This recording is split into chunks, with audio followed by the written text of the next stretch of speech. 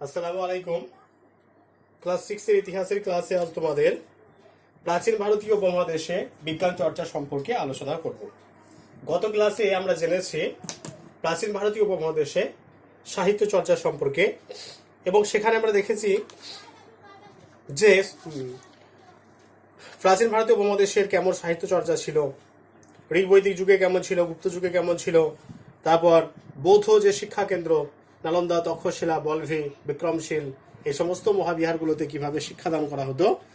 বিশেষ করে আমরা নালন্দা বিশ্ববিদ্যালয়ের কথা আমরা শুনেছি, নালন্দা মহাবিহারের কথা আমরা শুনেছি, যেখানে শুধু ভারতবর্ষ নয়, সুমাত্রা, জাভা, সিংহল এই সমস্ত দেশ থেকে কিন্তু ছেলেরা পড়তে আসতো।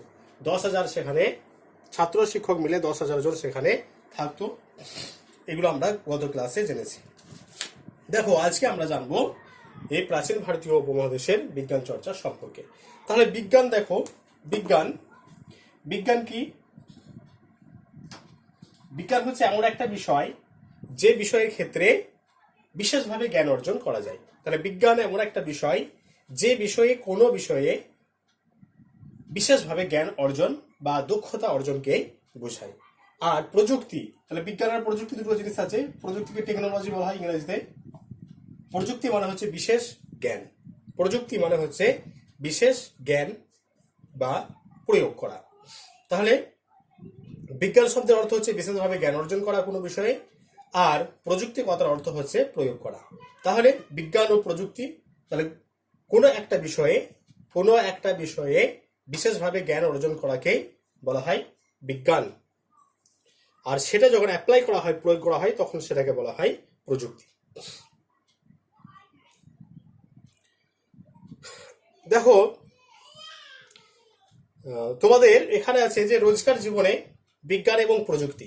তাহলে আজকের দিনে আমরা বা প্রাত্যহিক জীবনে বিজ্ঞানের কিভাবে প্রয়োগ হয় সে সম্পর্কে তোমাদের এই টেক্সট বই প্রথমে একটু দেওয়া আছে যে প্রাচীনকাল থেকে মানুষ রোজকার জীবনে বিজ্ঞানের নানা জ্ঞান তারা প্রয়োগ করত। দেখো, তারা জ্যামিতি যে ধারণা, সে জ্যামিতির ধারণা প্রয়োগ করে বাড়ি বানিয়েছে। আগে জ্যামিতির ধারণা, তাহলে একটা বাড়ির উচ্চতা কত হবে, প্রস্থ কত হবে, দৈর্ঘ্য কত হবে, ঠিক আছে, এই সম্পর্ককে এই ধারণাকে কাজে লাগিয়ে তাহলে প্রাচীনকালে বাড়ি বানানো হয়েছিল। আবার যে মিশরের যে পিরামিডগুলো তোমরা দেখেছো, সূর্য পিরামিড, সেই পিরামিডের নির্মাণের ক্ষেত্রেও কিন্তু এই দৈর্ঘ্য, প্রস্থ, উচ্চতাকে কাজে লাগানো হয়েছিল। আবার মানুষ ধাতুর ব্যবহার শিখেছে। ধাতুর ব্যবহার, আদিম মানুষ আমরা দেখেছি তারা ধাতুর ব্যবহার শিখেছে। হরপ্পার সভ্যতার মানুষ তারা কি করেছে? হরপ্পার সভ্যতার মানুষ তারা সুপরিকল্পিতভাবে নগর তারা তৈরি করেছে, পয় প্রণালী তৈরি করেছে, তাদের স্নানাগার এই সমস্তগুলো, আবার রাস্তার ধারে আলোর ব্যবস্থা, এই সমস্ত জিনিসগুলো তারা তৈরি করেছে। এর থেকে আমরা বুঝতে পারি যে প্রাচীনকাল থেকে মানুষ বিজ্ঞান এবং প্রযুক্তির প্রতি আকৃষ্ট ছিল, বা বিজ্ঞান এবং প্রযুক্তিকে তারা নিজেদের মতো করে কাজে লাগিয়েছিল। তারপর যত সময় বেড়েছে, আস্তে আস্তে মানুষের জ্ঞানও তত বেড়েছে, এবং বিজ্ঞান এবং প্রযুক্তি যত দিন যাচ্ছে তত উন্নত হতে শুরু করছে।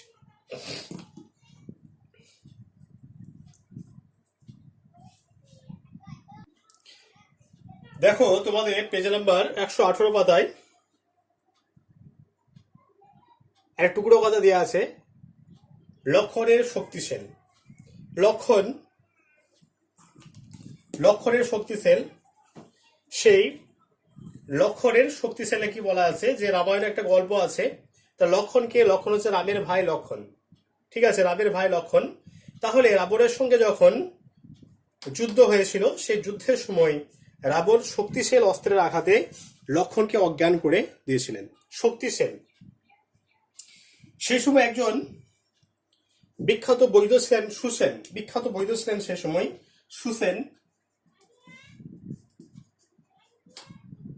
তিনি বলেছিলেন যেখানে লক্ষণের শক্তিশালীটা প্রয়োগ করা হয়েছিল সেই জায়গায় বিশল্যকরণী লাগিয়ে দিলে লক্ষণ সুস্থ হয়ে উঠবে। বিশল্যকরণী,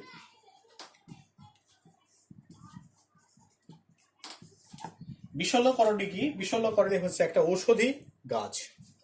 তাহলে একটা ঔষধি গাছ যেটা হলো বিশল্যকরণী। ঔষধি গাছ বলতে যে গাছগুলো মানুষের যে গাছগুলো থেকে ঔষধ পাওয়া যায়, ঔষধি গুণ যে সমস্ত গাছে আছে সেগুলোকে বলা হয় ঔষধি গাছ। তাহলে এই বিশল্যকরণী ছিল একটা ঔষধি গাছ।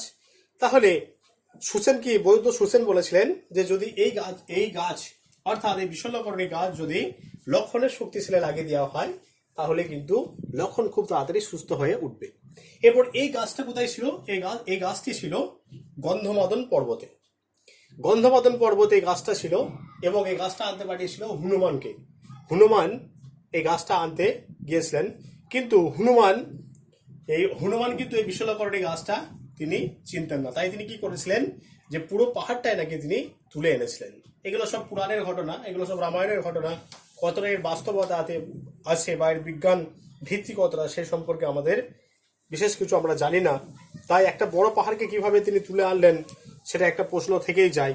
যাই হোক, তাহলে হনুমান সেই পাহাড়টা তুলে নিয়ে এলেন এবং সেখান থেকে এই বৈদ্য সুসেন তিনি বিশল্যকরণী গাছটা কি করলেন, সেখান থেকে বেছে নিলেন এবং বেছে নেওয়ার পরে দেখো তাহলে এই বিশল্যকরণী লক্ষণের যে ক্ষতস্থান সেখানে লাগানো হলো এবং লাগানোর পরে লক্ষণ সুস্থ হয়ে উঠলেন।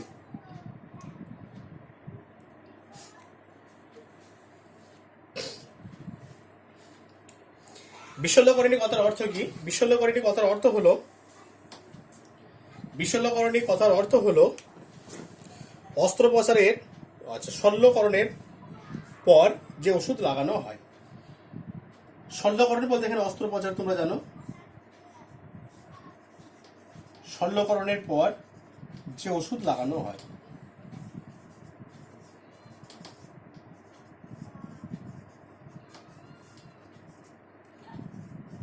অস্ত্রোপচারের কথাটার সঙ্গে তোমরা পরিচিত, শল্যকরণের সঙ্গে তোমরা পরিচিত নয়। তাহলে অস্ত্রোপচারের পর যে ওষুধ লাগানো হয় তাকে বলা হয় বিশল্যকরণী। এবার আমরা জানবো যে বৈদিক যুগের বিজ্ঞান চর্চা কেমন ছিল সেই সম্পর্কে। এরপর আমরা আলোচনা করব বৈদিক যুগের কেমন বিজ্ঞান চর্চা ছিল সেই সম্পর্কে।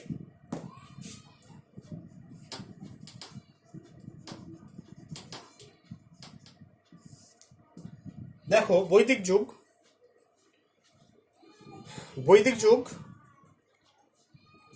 এই বৈদিক যুগে এবং বৌদ্ধ সাহিত্যে বিভিন্ন ঔষধ এবং অস্ত্রোপচারের কথা আমরা জানতে পারি।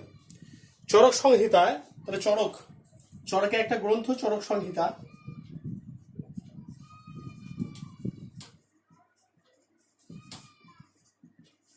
এই চরক সংহিতা গ্রন্থের লেখক হলেন চরক। এই চরক সংহিতায় প্রায় 700 ঔষধি গাছপালার কথা জানা যায়। এই চরকের যে বিখ্যাত গ্রন্থ চরক সংহিতা, সেই চরক সংহিতায় প্রায় 700 আমরা এই ঔষধি গাছের কথা জানতে পারি। এই বিশল্যকরণী যেরকম একটা ঔষধি গাছ, সেরকম এই চরক সংহিতায় 700 রকমের ঔষধি গাছের কথা আমরা জানতে পারি।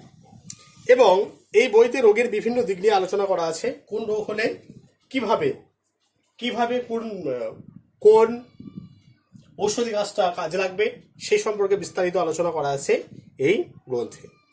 আবার এই চরক সংহিতায় একটা জিনিস আলোচনা করা আছে, একটি আদর্শ হাসপাতাল কেমন হওয়া উচিত। ঠিক আছে, একটা আদর্শ হাসপাতাল কেমন হওয়া উচিত সে সম্পর্কে এখানে আলোচনা করা আছে। হাড় ভেঙে গেলে, নাক কান ইত্যাদি কেটে গেলে তা জোড়ার কাজে শল্য যারা চিকিৎসক তারা ছিলেন অত্যন্ত পটু। এই বিদ্যায় বিখ্যাত ছিলেন সুশ্রুত। তাহলে দেখো আজকের দিনে আমরা অস্ত্রোপচারে দেখেছি যে কান নাক বা হাড় ভেঙে গেলে সেগুলো অপারেশন করা হয়, অস্ত্রোপচার করা হয়, অস্ত্রোপচারের পর সেগুলো আবার ঠিক হয়ে যায়। তাহলে এইগুলো কিন্তু এই বৈদিক যুগেও কিন্তু এগুলো ছিল। তাহলে এই যে নাক কান এই সমস্ত কেটে গেলে বা হাড় ভেঙে গেলে জোড়া লাগানোর কাজে যিনি বিখ্যাত ছিলেন বৈদিক যুগে তিনি হলেন সুশ্রুত। এই সুশ্রুতের একটা বিখ্যাত গ্রন্থ ছিল, তার নাম হচ্ছে সুশ্রুত সংহিতা।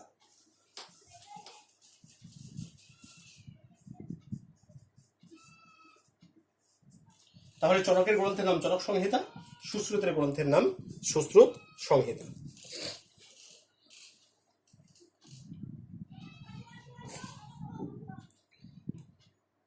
এই সময়ে চিকিৎসাবিদ্যা এবং ভেষজ বিদ্যার উন্নতি ঘটেছিল যথেষ্ট পরিমাণে।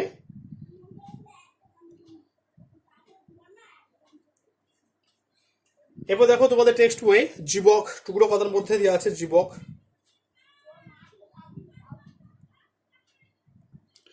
দেখো জীবক, এরপর আমরা আলোচনা করব জীবক। তোমাদের 119 পাতায় টুকরো কথার মধ্যে আছে জীবক। জীবক ছিলেন গৌতম বুদ্ধের সমসাময়িক, গৌতম বুদ্ধের সময়কালের একজন বিখ্যাত চিকিৎসক। তাহলে গৌতম বুদ্ধের সময়কালের একজন বিখ্যাত চিকিৎসক ছিলেন জীবক। তোমাদের শর্ট কোশ্চেনে আছে যে গৌতম বুদ্ধের সময়কালের একজন বিখ্যাত চিকিৎসকের নাম কি, তখন এটা বলতে হবে জীবক। আবার আরেকটা প্রশ্ন আছে এখান থেকে যে জীবক কার রাজবৈদ্য ছিলেন। জীবক কার রাজবৈদ্য ছিলেন? জীবক ছিলেন বিম্বিসারের রাজবৈদ্য।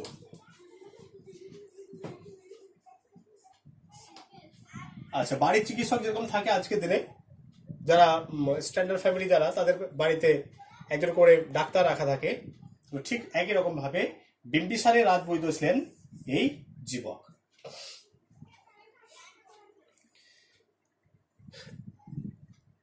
তার জন্ম হয়েছিল রাজগৃহে এবং তিনি তক্ষশিলায় গিয়ে গুরু আত্রেয়ের কাছে শিক্ষা গ্রহণ করেন। রাজগৃহ সম্পর্কে আমরা আগে জেনেছি, পাটলিপুত্রের রাজধানী ছিল রাজগৃহ। তাহলে সেই রাজগৃহে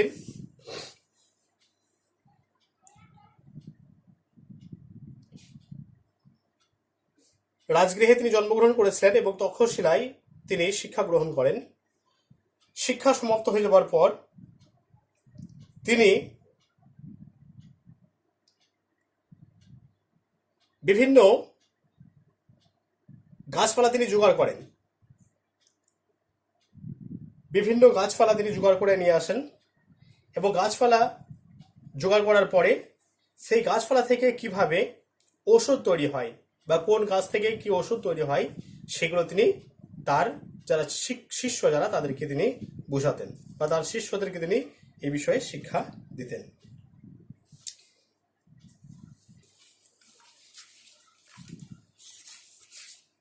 তিনি বিম্বিসার এবং গৌতম বুদ্ধকে বেশ কয়েকবার কঠিন রোগ থেকে সারিয়ে তুলেছিলেন। উদ্ভিদের যে ঔষধি গুণ, সে ঔষধি গুণ সম্পর্কে তার এতটাই অভিজ্ঞতা ছিল, তিনি এতটাই অভিজ্ঞতা অর্জন করেছিলেন যে কোন গাছ কোন রোগে ঔষধ সেটা তার খুব ভালোভাবে জানা ছিল এবং তিনি সেগুলোকে প্রয়োগ করেছিলেন। ফলে গৌতম বুদ্ধ এবং রাজা বিম্বিসারকেও তিনি কয়েকবার কঠিন রোগ থেকে সারিয়ে তুলেছিলেন।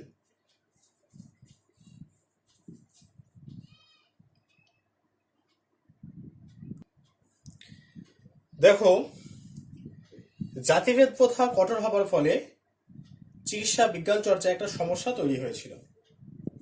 জাতিভেদ প্রথা আমরা দেখেছি, চতুর্বর্ণ প্রথা, ব্রাহ্মণ, ক্ষত্রিয়, বৈশ্য, শূদ্র, সমাজে যারা সর্বসর্বা তারা ছিলেন ব্রাহ্মণ, তারপর ক্ষত্রিয়, তারপর বৈশ্য এবং শেষে ছিলেন শূদ্র। তাহলে শূদ্রদের অবস্থা ছিল কিন্তু শোচনীয়, শূদ্রের ওপরে 3 বর্ণকে সেবা করত।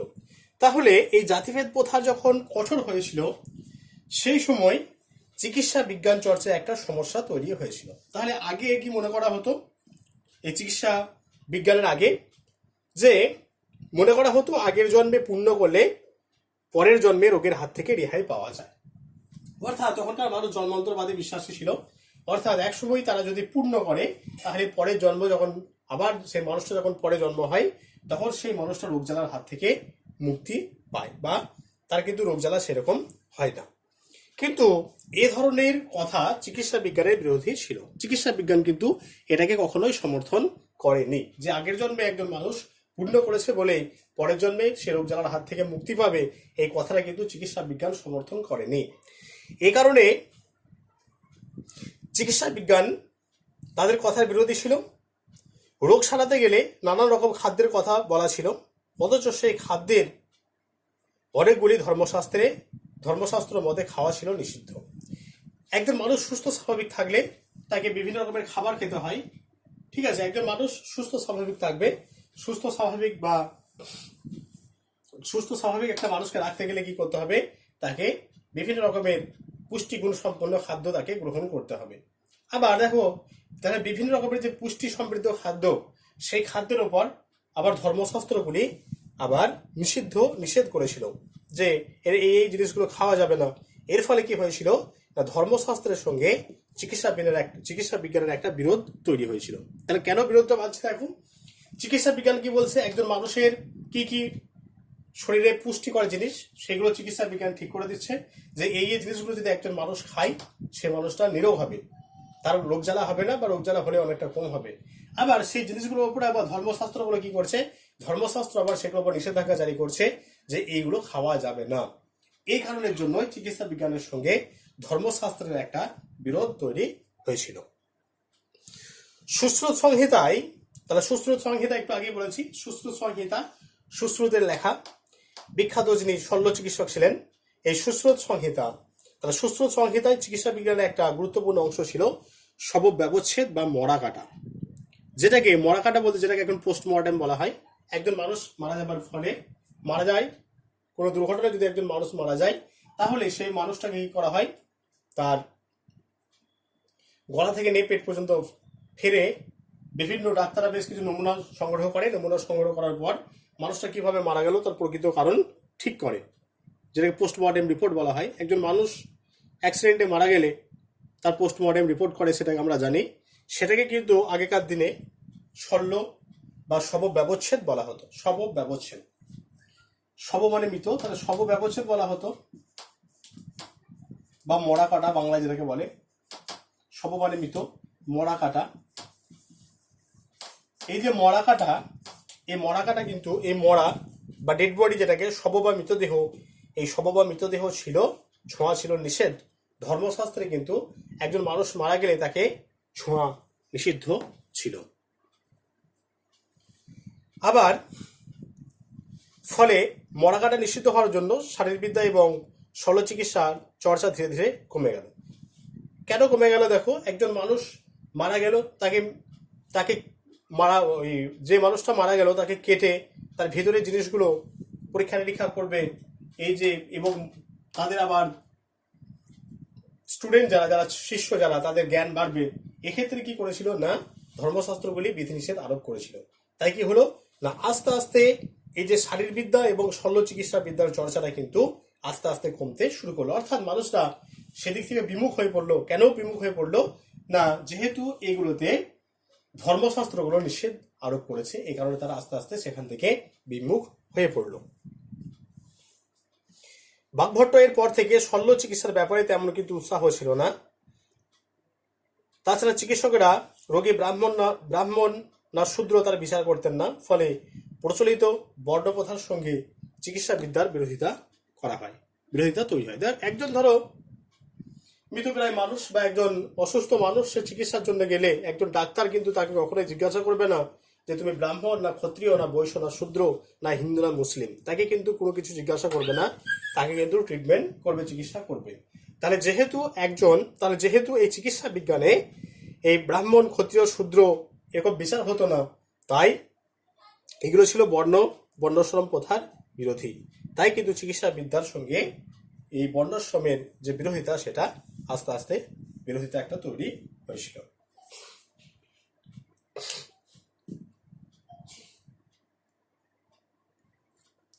দেখো, তোমাদের পেজ নাম্বার 119 পাতা পর্যন্ত আলোচনা করা হলো, অল্পই আলোচনা করা হলো আজকে। তোমরা ভিডিওটা একটু ভালো করে দেখবে। নেক্সট ক্লাসে আমরা এর বাকি অংশটা, যেটা বাকি অংশ আছে, সেই বাকি অংশটা আমরা শেষ করব। আর লাইভ ক্লাসে তোমাদের যেগুলো সমস্যা হচ্ছে, ধরো ইউটিউবে ক্লাসে যেগুলো তোমাদের সমস্যা হয়, সেই ইউটিউবে ক্লাসে যেগুলো সমস্যা, সেগুলো তোমরা লাইভ ক্লাসে সরাসরি জানাবে যে এগুলো আমাদের সমস্যা হচ্ছে বা এগুলো বুঝতে পারছি না। যদি কিছু জিনিস বুঝতে না পারো, সেগুলো কিন্তু সেখানে তোমরা জানাবে। তাহলে আজকে আমরা এখান পর্যন্ত আলোচনা করলাম, 119 পাতা পর্যন্ত। ভিডিওটা সবাই ভালো করে দেখবে। কিছু যদি বুঝতে অসুবিধা হয় অবশ্যই আমাকে জানাবে। ঠিক আছে।